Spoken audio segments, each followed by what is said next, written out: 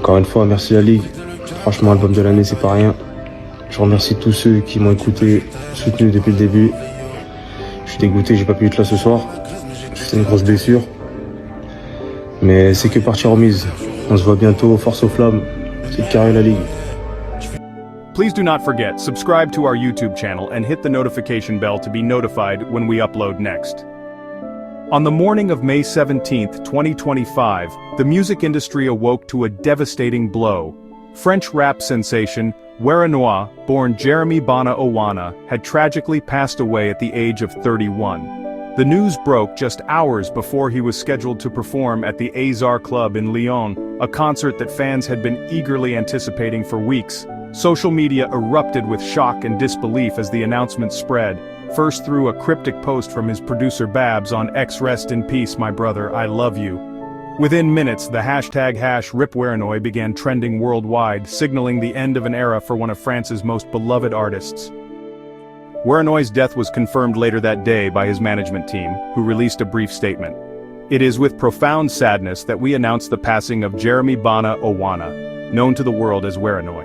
He was a visionary artist, a friend, and a light in our lives. We ask for privacy as we grieve this unimaginable loss.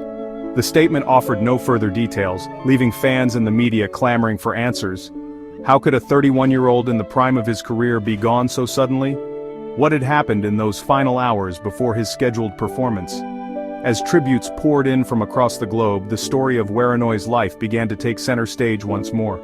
To understand the magnitude of his loss, one must first look back at the journey that made him a household name. A journey rooted in the streets of Paris, fueled by passion, and marked by an unrelenting drive to succeed. Jeremy Bana Owana was born on January 30, 1994, in Melun, a working-class suburb southeast of Paris. His parents, immigrants from Cameroon, raised him and his two younger siblings in a modest apartment where music was a constant presence. His father, a factory worker, often played records of African legends like Fela Kuti and Manu Dibango, while his mother sang hymns that echoed through their home. It was here, amid the blend of Afrobeat rhythms and French urban life, that Jeremy first discovered his love for music. As a teenager, Jeremy was restless. School held little interest for him, and he often found himself at odds with authority. But he had a gift. Words flowed from him effortlessly, weaving stories of struggle, hope, and defiance. At 14, he began scribbling lyrics in a tattered notebook, rapping them to beats he made by banging on tables or looping tracks on a borrowed computer. His friends in Montreuil, where the family later moved, became his first audience, and they urged him to take his talent seriously. By 2016, Jeremy had adopted the stage name Werenoi, a nod to his Cameroonian heritage and a play on the French word Renoir, slang for a black person.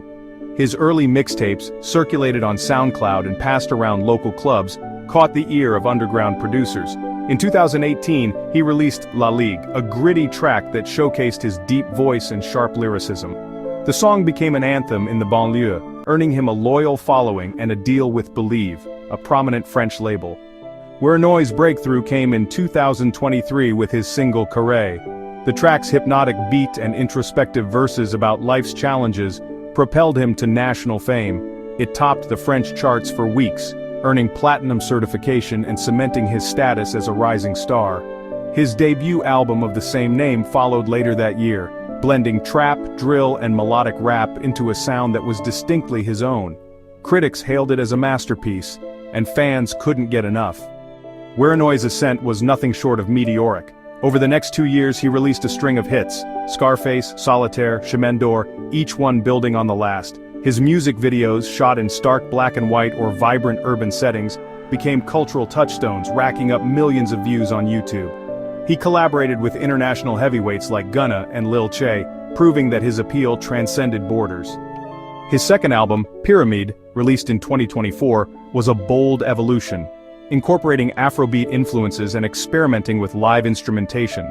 It debuted at #1 in France and earned him his first Victoire de la Musique award for Best Rap Album.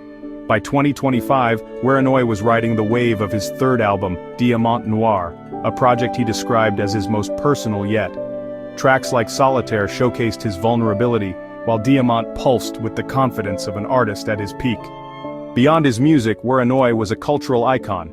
He represented a new generation of French rappers, unapologetically diverse, fiercely independent, and rooted in the realities of the suburbs. He spoke out about inequality, police brutality, and the immigrant experience, earning respect as a voice for the marginalized. Yet he remained humble, often returning to Montreuil to mentor young artists or donate to community programs. His live performances were legendary. Werenoi had a magnetic presence, commanding stages with an intensity that left audiences in awe. His Diamant Noir tour, launched in early 2025, sold out venues across Europe, with the Azar Club show in Lyon set to be a highlight, a rare intimate gig for his most devoted fans. Despite his success, Werenoi kept his personal life under wraps. He rarely spoke about his family or relationships, preferring to let his music do the talking. In a 2024 interview with Le Monde, he said, "My life is in my songs, what's private stays private." This reticence only fueled curiosity, but those who knew him painted a picture of a man who was kind, driven, and fiercely protective of his inner circle. In the months before his death, however, there were signs that all was not well. In April 2025, Werenoi appeared at a Paris event with his right arm in a cast, the result of what he called a serious injury. He brushed it off in a video to fans, saying, "Don't worry, I'll be back stronger." Yet the injury forced him to cancel several shows, including a high-profile appearance at Les Flammes Awards, where Diamant Noir won Album of the Year. Insiders later revealed that Werenoi had been pushing himself to the limit. The Diamant Noir tour was grueling, dozens of dates across multiple countries with little downtime. Friends noticed he seemed tired, his usual energy dimmed. He'd complain about not sleeping, one collaborator recalled, but he'd laugh it off, say it was just part of the game. May 17, 2025 began like any other tour day for Werenoi. He arrived in Lyon early, checking into a hotel near the Azar Club. Staff at the venue said he was in good spirits, joking with crew members during soundcheck. Fans lined up outside, buzzing with excitement for the 9 p.m. show. Backstage, Werenoi was preparing, running through his setlist, adjusting his mic, sipping water between rehearsals.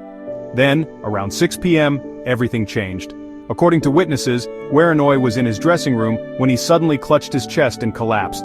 His team reacted quickly, calling paramedics while attempting to revive him. Emergency services arrived within minutes, rushing him to Lyons Hospital Edouard Herriot. The club went silent as word spread. Fans outside left in limbo as security scrambled to manage the situation. At the hospital, doctors fought to save him, admitting him to the ICU. But despite their efforts, Jeremy Bana Owana was pronounced dead at 7:42 p.m. The news didn't reach the public until hours later when Babs's post shattered the silence. The official cause of Werenoi's death, confirmed by a hospital spokesperson the following day, was severe cardio-respiratory arrest. This condition, a sudden failure of the heart and lungs to supply oxygen to the body, can strike without warning, often linked to underlying issues like heart disease, stress, or physical exhaustion. For Werenoi, it was a devastating end to a life that seemed unstoppable. Medical experts later speculated that his recent injury and relentless schedule may have played a role. Cardio-respiratory arrest can be triggered by overexertion, especially if the body is already compromised. He might not have known how serious it was, one physician told Le Figaro, speaking anonymously. Young people often feel invincible. Werenoi's family released a statement acknowledging his struggles. Jeremy was a warrior, but even warriors have limits. He gave everything to his music and his fans, sometimes more than he had to give. They declined to elaborate, asking for privacy as they grappled with their loss. The aftermath of Werenoi's death was a tidal wave of grief. Fans gathered outside the Azar Club that night, lighting candles and playing his music on portable speakers. In Paris, a makeshift memorial sprang up in Montreuil, with flowers, photos, and handwritten notes piling up. Online, tributes flooded in. #Werenoi forever joined. #RIP Werenoi, as fans shared their favorite lyrics and memories. Fellow artists were quick to pay homage. French singer Pascal Obispo, a collaborator, told France Info he had so much left to give. "This is a tragedy beyond words." Gunna tweeted, "Lost a real one today. Werenoi, you'll live forever." Even Drake, who had once praised Werenoi's sound, posted an Instagram story RIP to a legend. The music industry paused to reflect. Spotify and Apple Music curated tribute playlists, while radio stations across France dedicated airtime to his discography. In Lyon, the mayor announced a moment of silence at the next council meeting, calling Werenoi a son of France taken too soon. As the shock subsided, questions emerged. Had Werenoi's health been failing for longer than anyone realized? Was the pressure of fame a factor? Some pointed to his absence from earlier events, others to the physical toll of touring. Rumors of substance use surfaced but were swiftly debunked by those closest to him. Jeremy didn't touch that stuff, Babs told BFM TV. He was about his craft, nothing else. An autopsy was conducted but results were not immediately released, pending family approval. Authorities ruled out foul play, focusing instead on natural causes. Still, the lack of clarity left room for speculation, with fans and pundits debating whether the industry had failed to protect one of its brightest stars.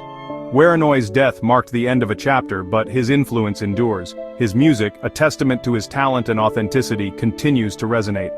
Diamant Noir returned to the top of the charts posthumously, a bittersweet tribute to his artistry. Plans for a documentary and a foundation in his name were announced by his team, ensuring his legacy would live on. In Montreuil, where it all began, the community vowed to honor him. "He was our voice," one resident said, standing by the memorial. "He showed us we could dream big." As the world mourns, Werenoi's story, his triumphs, his struggles, and the truth of his death, remains a powerful reminder of the fragility of life and the enduring power of music. Thanks for watching. Subscribe to daily updates and never miss a video.